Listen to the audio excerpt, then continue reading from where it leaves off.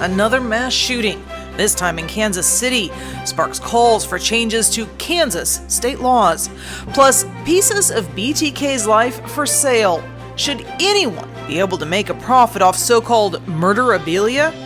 And one candidate drops out. Potential candidate says no thanks, and a third candidate in the middle of an immigration debate. The latest of the run for the U.S. Senate this week.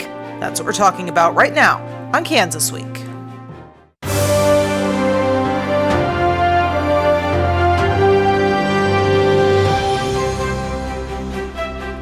I'm Pilar Pedraza, and this is Kansas Week. It was a busy week on the campaign trail through Kansas for the U.S. Senate. A lot of changes happening. We start off with who's not running for the office by now. Thursday, former U.S. Congresswoman Nancy Boyda dropped out of the Senate race for the Democratic nomination. In announcing she was withdrawing her name, Boyda said, "From the beginning, I have been focused on one issue, healing the bitter, toxic divide in our country. I am stepping aside to pursue this calling of bringing Kansans together, but this time without the constraints of a partisan campaign." Meanwhile, Republican Alan Cobb, CEO of the Kansas Chamber of Commerce, decided this week not to enter the race for Senate. Analysts told the Wichita Eagle Cobb, who's helped Pompeo with elections before, is the potential candidate most similar to Pompeo. His decision not to run now, renewing speculation Pompeo will run. Meanwhile, confirmed Senate candidate Chris Kobach this week returned to his roots of turning immigration issues into headlines. He called Roland Park in eastern Kansas the state's first sanctuary city, a label the city aggressively disputed, according to the Kansas City Star.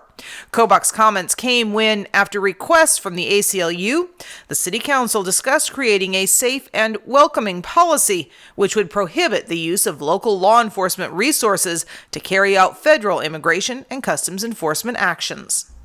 And joining me on the desk this week to discuss this and more, we have State Representative Casey O'Hybosom, Democrat from Wichita, and State Senator Carolyn McGinn, Republican from Sedgwick. Thank you so much.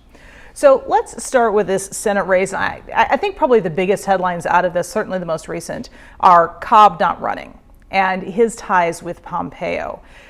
A lot of speculation right now that with everything going on in D.C., Pompeo feeling a little less secure and wants that out of being able to run for the Senate. Right. Is that what you guys are hearing? Or are you guys hearing anything at this point? Well, look, it's going to be an interesting race for each primary on both sides, both Republicans and Democrats. Of course, Mike Pompeo can jump in at any time. Of course, there is that momentum for him to get in. Of course, the news coming out of Washington, this past couple of days haven't really played in his favor. But I anticipate that he will jump in at some point. That's on the Republican side, to fight for the nomination. Then on our side, of course, Nancy Boyda has said that she's going to drop out from the race, leaving 3 candidates now. On our side, I still think that there could be maybe 1 or 2 people that may decide to jump in at the last minute. But it's right now it's a wait and see approach, for both sides. And I think it's going to be a very interesting primary on both sides. And we just have to sit back and, see what the outcome will be. I think now is the time where some of the rhetoric is going to start heating up, and we're starting to see some of that as well. I agree. I think Secretary Pompeo can come in about any time. I mean, after the first year or whatever. But I think for the others, it's really about how well are they doing on their fundraising. Are they getting their message out? And they're doing a lot of polling. So, we'll see. I think, it'll be a surprise to see if there's anybody outside of, on my side, Pompeo that jumps in at this point. Yeah, I mean, certainly I've lost track of the number of Republicans that are currently running, but it's like 6 or 7 by now. Mm-hmm. How unusual is this? I mean, not only do we have a competitive Democratic primary for this position, but so many candidates on both sides. We're hearing about it. I mean, we've been talking about this for 6-8 months now on this show, and we're still a little over a year out from that election. It really seems like we're hitting this particular race a lot earlier than we normally would. As we should. I mean, we have somebody that's sat in that seat for many years, mm-hmm. and it's an open seat. And so of all those people that are interested in getting in, and they're having those discussions. And I think it's great for the voters to have these choices out there. And I agree with the senator. I mean, of course, we've had, Senator Pat Roberts, who's been in the seat for many years. Now he's retiring. Is an open seat, and has drawn a lot of interest on both sides. Of course, the citizens of Kansas are actually now paying attention, with what's going on nationally, whether it's some of the issues that are facing us here at home with, farmers, money coming into our state. We want to be at the table as well. And, it's drawn a lot of people on both sides, to actually jump in, to see what contributions that they'll make, should they become the next U.S. Senator. So I totally agree with the Senator on that point. Okay, one last thing, and this is just a quick question from you guys. I want you to put your prognosticators hats on and see if we can predict this. The next campaign fundraising reports are due later this month. Are we going to see people dropping out? And do we have any predictions on who those folks might be based on what comes out of those filings? Not yet, because I don't see, even if they're coming out this month, I don't see anybody dropping out as of yet. Again, more people could come in, So right now, people may not be paying too much attention with the U.S. Senate race. I see that, some people will stay on up until probably next spring or so. But for now, I don't see anybody dropping out, for now. No. I think you'll see big changes probably after the first of the year. But I don't see any reason for anybody, to drop out if that's their passion at this early point in time. So still time. A little early yet then. Yeah. Okay. It's always interesting to get the perspective from folks who have been through it, as opposed to those of us who just watch it all the time and see what they think. Well, we've got another race that we're watching very closely here in Wichita, the mayor's race. There were more headlines this week in the mayoral race here. Another piece by the Eagle, this time looking at the lack of ethical oversight for city leaders and a decision to delay parts of the water treatment plant contract until after the election. Now, a push to bring back a candidate who didn't make it out of the primary.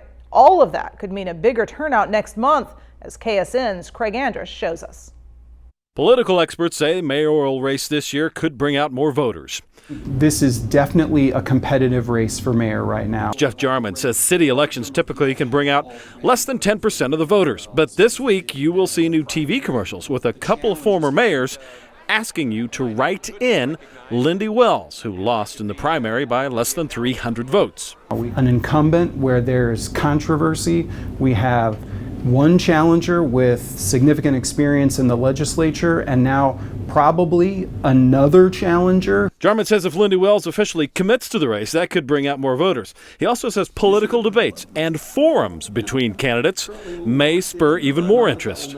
This is an opportunity again for the candidates to just simply present their views. Public station KPTS Channel 8 will have a candidate forum featuring Mayor Jeff Longwell and challenger Brandon Whipple on the 24th of this month. He says if primary challenger Lindy Wells officially declares for the race again, he could be included in the show. But if there is a person who is definitely running as the write-in, KPTS is obligated to providing then the equal access opportunity to that person.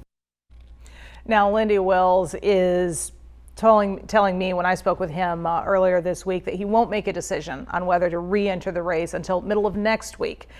And we were talking about before the show, Casey, that early voting starts a week from Monday. So this seems really, really, really tight for a write-in candidate to jump into the race. Does he still have a chance at this point? Well, yeah, just like we talked about before the show, look, in politics, 24 hours is a lot of time. And today with social media, of course, anybody can start a campaign, and pull off a Hail Mary, so to speak. But, you really can't, count Mr. Wells out. Of course, he has two former mayors, Mayor Knight and Mayor Brewer, urging him to run, which is huge, from both sides of the party. It's not late for him to come in, but the odds pretty much for a writing campaign, it's actually harder to win compared to, it's not impossible, it's actually hard to win a write-in campaign at this point. But we'll see. I mean, it's a week away, but anything can happen. But I would say that, like I said, 24 hours is a long time. It's plenty of time in politics. Anything can happen. So, Well, keep in mind, first off, I live in the country, so I don't even get to vote for any city mayor. But I think we're going to hear, I think next week it'll be very telling about who the final players will be. I will just share, though, in the last 20 years, I've watched 3 different campaigns do write-in campaigns, and only one was successful, and that was a representative up in Harvey County that had small towns, had people really on the ground working very, very hard to get that done. It's very difficult to win a write-in campaign. Not impossible, but difficult. Well, the one thing we do know is that the folks pushing Lindy Wells to run, led by John Rolfe, who owns a restaurateur, who owns Sassenach, Homegrown, Carlos O'Kelly's, a couple of others, they're putting their money where their mouth is. They've made this campaign ad by getting it out there on the airwaves. So it sounds like there's money there, and money can fix a lot of things when it comes to running a campaign. I think what's most important, being part of the this urban metropolitan area here in Wichita, we have a lot of things that have been going well, and we are moving forward. I mean, the excitement we're seeing on the river, the ball stadium. There's just you go downtown. When they put Intrust Arena, it was put where it was so that we could fill in from the Hyatt and fill in from Old Town. So there's a lot of excitement out there. I think the most important thing the voters need to take a look at, who is the person that's going to best lead our city for the next 4 years. Yeah. And I agree. I agree with what Senator just said. Who is actually the best person for the next 4 years. All candidates are, but both candidates, both the mayor and the challenger Brandon Whipple, have put their agenda out there. And what's really, from people I've talked to, on the minds of voters, pretty much is the message of transparency. How transparent is City Hall, and that's the message that one of the candidates is actually hammering on, and that's what if you take a look at the Eagle.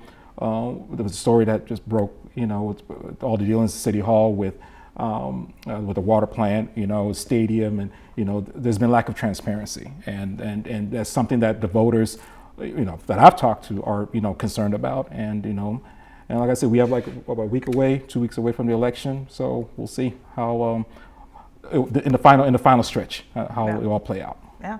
And I just want to add, I certainly hope the city and the county look at their policies. Being a former county commissioner, I saw some of those areas where people could have some influence. At the state level, we are required, if we receive any kind of gift or if we have any other kind of interest, we have to do a substantial, or what is it called? I can't remember the term of it, but you have to tell the state about it. We have to tell everybody. We have to be transparent. But anyway, I think that is important, and I'm glad that we have to do that. Well, it's going to be interesting to see what happens over the next few weeks here. Looking at other issues, a website is selling items it claims belonged to serial killer Dennis Rader, or BTK. The items are being sold on a website that sells goods connected to several infamous criminals. I'm of the opinion that you shouldn't be able to rob, rape, and murder and then turn around and make a buck off of it. Andy Kahn has been an advocate for victims for 27 years. He coined the term Murderabilia in 1999. You have about 7 dealers nationally that essentially make a living off of collecting items that are personally obtained from high-profile killers and serial killers, just like we've seen with BTK. Dennis Rader is being held at the El Dorado Correctional Facility, and now a website is selling the serial killer's belongings for profit. These items range from prison shirts and shoes, to letters, to a rope from Rader's house, to dental crowns, on sale for $6,000. I spoke with a couple of people here in Wichita about this. They said that knowing that someone is selling these goods and making money from it makes them uncomfortable, and they want to know who's buying them. I'm curious to know who's making the money. I'm also curious to know who put this out on the website. Sedgwick County District Attorney Mark Bennett stated he's not aware of any Kansas law that would prohibit selling of property once owned by convicted criminals. As for who's buying it, You know, like it or not, there's small groups of people out there that, for whatever reason, seem to idolize serial killers. They give them infamy and immortality, just like people idolize actors, entertainers. Kahn said he's fighting to keep this from happening. Our criminal justice system owes victims a little motive, dignity, and respect by shutting this insidious industry down, and that's what I'm still trying to do. And that was Cake's Jake Bowles reporting. And one of the things that Kahn is telling folks is talk to your lawmakers to get laws changed. Is this something that you guys have heard about from your constituents at this point? I have not heard. I mean, it was news to me when I read about it in the paper. I'm sure we'll see something probably in Topeka. To me, it's sad that people want to engage in this type of activity, but at the same time, to me, it's even worse that we're giving somebody that has such a horrible record as a serial killer that we're even giving them attention on television or anything else. No. I agree with the senator. I mean, of course, I've not heard anything yet from my constituents. I'm sure something could come up, next year. And of course, when it does, we'll take a look at it, debate it, and giving attention, to somebody who did something very horrible. Of course, it's not, adequate in my opinion. But we'll take a look at it. If it comes up in the legislature next year, we'll definitely take a look at it and debate it. Make sure that put such things to rest. Now, what would it take to get a legislation like that moving? Are headlines like this enough, or is it something where really people should be making those phone calls and writing those emails to their legislators to make the push? Yeah, I mean, of course, reaching out to, that's why they hired us, to make laws. So, of course, reaching out to your legislator, if there's something that, you want to see a law change, of course, we're all ears, you present it, no legislation is bad, as long as you make your case for it. It was something we'll take a look at. But yeah, contact your legislator or city, state, federal. That's the best way. No. I think we'll just hear from our constituents if that's the direction they want us to go. But they do have the right to mail things. I was a little surprised that our correctional system doesn't, kind of have a little more say on what goes out there. Yeah. Some interesting questions there. It'd be fun to find out. Not fun, but interesting again to find out where it goes from here. Now, some other very interesting issues up before the U.S. Supreme Court this week and throughout the month. It's a new session at the U.S. Supreme Court that got underway this week, and several of the cases are of interest to Kansans on the docket. First up was a case directly involving the state. The first case before the U.S. Supreme Court this October stems from a 2011 murder in Kansas. A jury sentenced James Kaler to death for killing 4 family members. His lawyers argued he suffered from severe depression that made it impossible for him to understand the difference between right and wrong. But Kansas had abolished the insanity defense, and he wasn't allowed to argue his mental status in court. So Kaler's lawyers appealed the case to the U.S. Supreme Court, asking it to force states to accept the insanity defense. Kansas is just one of 4 states to have eliminated that defense. In another case, the High Court will consider whether federal law protects members of the LGBTQ community from job discrimination. These 2 cases and several others scheduled to go before the court this session will test the will of the new court for the first time on several controversial topics. So we've got the insanity defense, LGBTQ issues. There's also an abortion case, a couple of them. I believe there's some gun rights cases as well. A lot of really controversial issues hitting the Supreme Court for the first time since we've had this change in justices, adding in President Trump's nominees, Gorsuch and Kavanaugh. Are we expecting to see a major change in rulings? Because some of these are cases that have already been decided before, and they're trying again. Seeing a major change, possibly, but then again, the courts always have to rely on precedents. So It depends. I mean, whatever case that's being decided, of course, we have to come back and probably amend some of our laws to make sure that no law supersedes the U.S. Constitution. So we could see some changes possibly, but of course they're very controversial issues. But we'll just wait to see what our final courts, the Supreme Court, says before we make any changes on the state level. I'd be concerned about the insanity issue.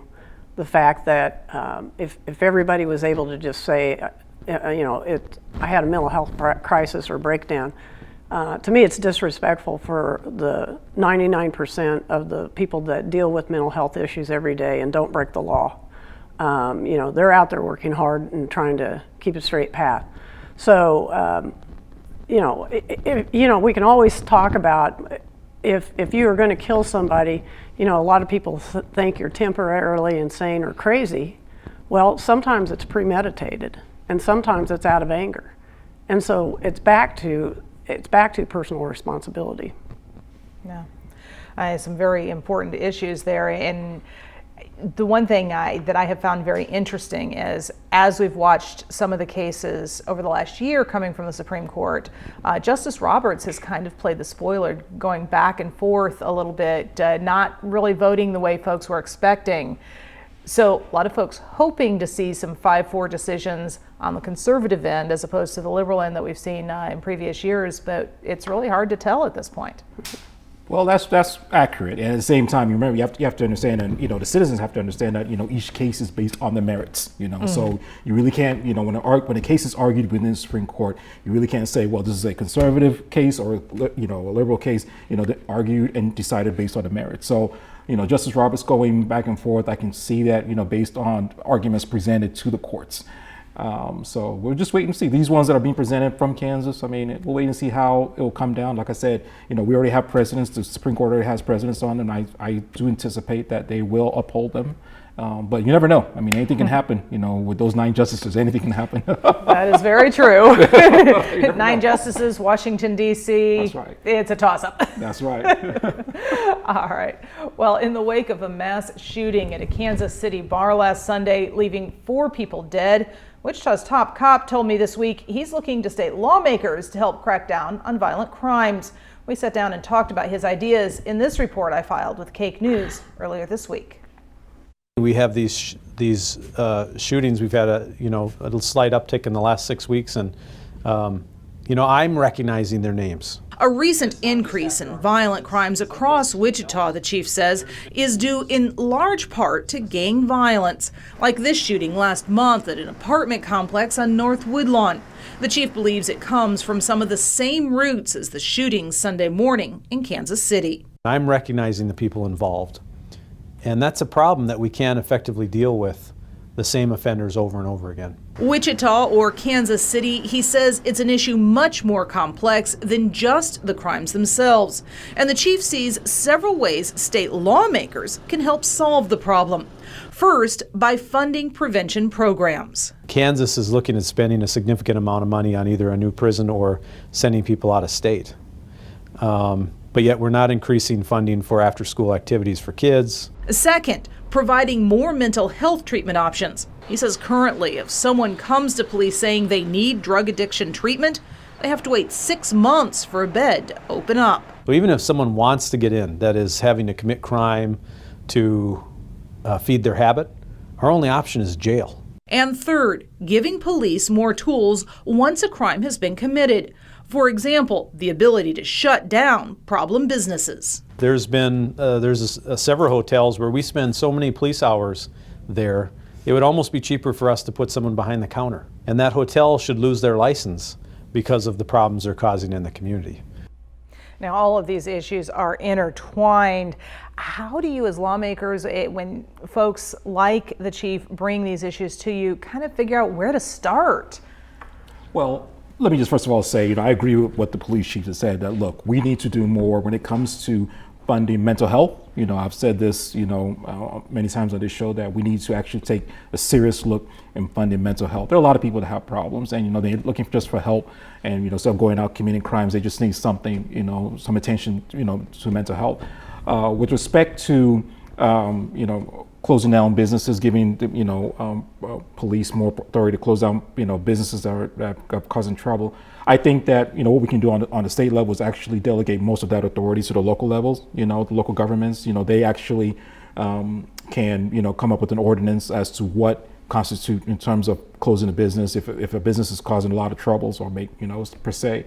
But I think that we need to do more, giving more local control, for to municipalities, because it shouldn't be a one size fit all. What can happen in Reno County is different from what happened in Sedgwick County or in Johnson County. So that's just my take on it. And another thing I want to emphasize is pretty much giving some of these people more options in terms of second chances. Of course, that's something that we can address when we talk about the criminal justice reform bill that's we're talking about right now in Topeka.